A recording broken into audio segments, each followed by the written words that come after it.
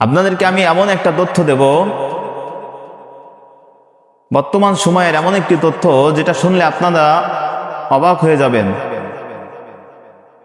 আমরা অনেকেই মনে করি স্কুল কলেজে পড়লেই মনে হয় তারা দিন থেকে সরে যায়, আর মাদ্রাসা পড়লেই মনে হয় তারা দিনের মধ্যে অনেক আগ্রহ থাকে, দিনে অনেক বোঝে। কিন্তু আপনারা আজকে জানলে অবাক হবেন যে মানুষ লেখাপড়া যতই করুক, হিদায়াত একমাত্র আল্লাহ তাআলার পক্ষ থেকে। সব থেকে বড় জিনিস হলো পারিবারিক শিক্ষা।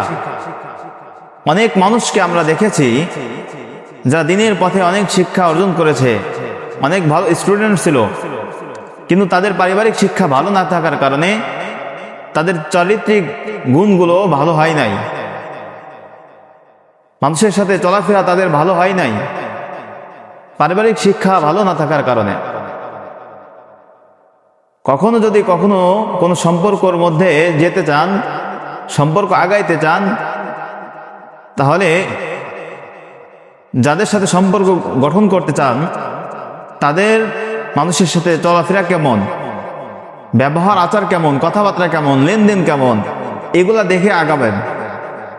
না হলে ধরা খাবেন, অনেক বেশি ধরা খাবেন, অনেক বেশি পস্তাইতে হবে।